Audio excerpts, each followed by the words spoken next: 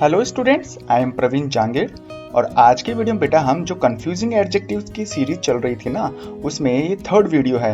और इस वीडियो में बेटा हम एल्डर और ओल्डर में क्या फ़र्क है, इनका करेक्ट यूज़ कैसे कर सकते हैं, साथ ही में हम ये भी देखेंगे कि लेटर और लेटर इन दोनों के यूज़ में क्या फ़र्क है।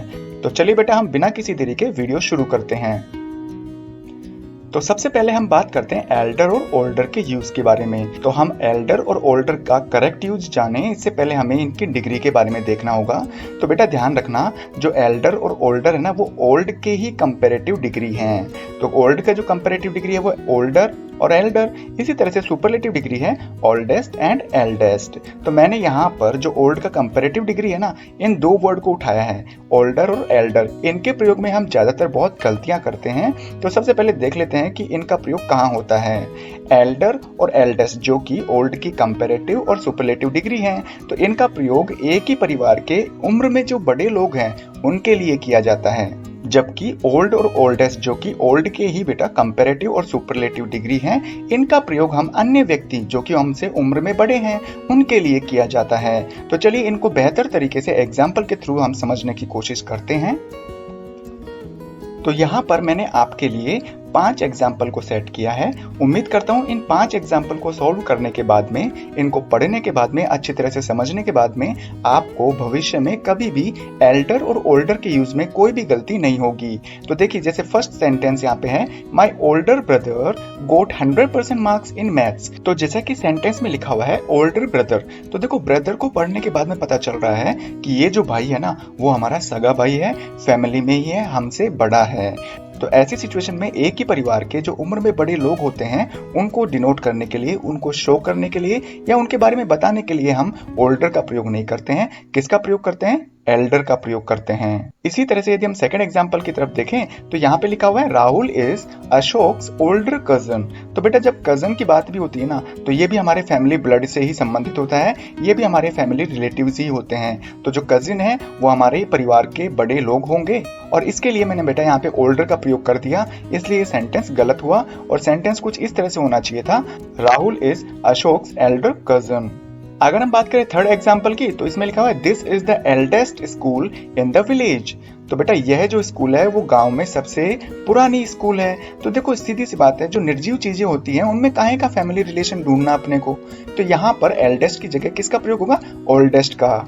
इसी तरह से हम बात करें फोर्थ सेंटेंस की, तो यहाँ पे लिखा हुआ है he is elder than Rakesh. तो बेटा इसमें एक गलती है जो यहाँ पे मैंने समझा रखा है कि ओल्डर जो कि कंपैरेटिव डिग्री है, और आपको पता है कंपैरेटिव डिग्री में ज्यादातर हम कंपैरेटिव डिग्री के बाद में देन का प्रयोग करते हैं। लेकिन बेटा ध्यान रखना, एल्डर यदि शब्द आ जाए ना तो उसके बाद में देन की जगह टू का प्रयोग होता है। तो यही कुछ गलती इस फोर्थ सेंटेंस में मैंने की है। तो यहाँ पर है बेटा he is elder to Rakesh. अगर ऐसा सेंटेंस है तब तो ये बिल्कुल सही है। अगर हम फिफ्थ एग्जाम्पल की बात करें तो इसमें लिखा हुआ है वी शुड रेस्पेक्ट और एल्डर्स। तो बेटा एल्डर्स यहाँ पे शब्द का प्रयोग हुआ है ना, तो यहाँ पे मैंने बाएं तरफ लिखा हुआ है कि एल्डर्स शब्द का प्रयोग हम सभी बड़े लोगों के लिए किया करते हैं, चाहे से वो परिवार के सदस्य हो या फिर परिवार के सदस्य न हो। तो ये जो सेंटेंस है वो बिल्कुल सही है।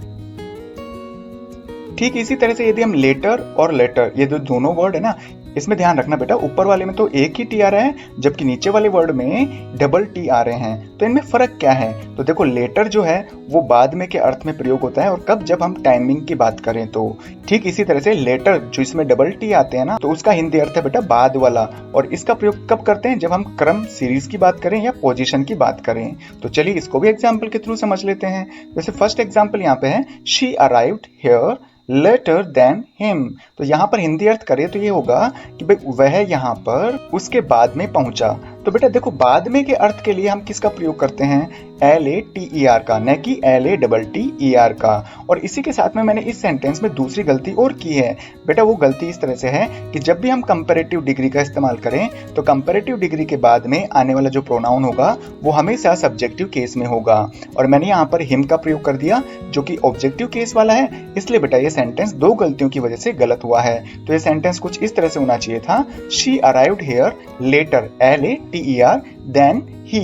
इसी तरह से यदि हम सेकंड एग्जांपल की बात करें तो यहाँ पे लिखा हुआ है Praveen and Kamal are good teachers, कि प्रवीण और जो कमल हैं वो अच्छे टीचर हैं, but I prefer the former to the latter. तो यहाँ पर बात कर रहा है वो चुनने की कि भाई वो किसको ज्यादा महत्व देता है। तो वो ज्यादा महत्व देता है फॉर्मर यानी पहले वाले को। तो पहला कौन है यहाँ पे? प्रवीण।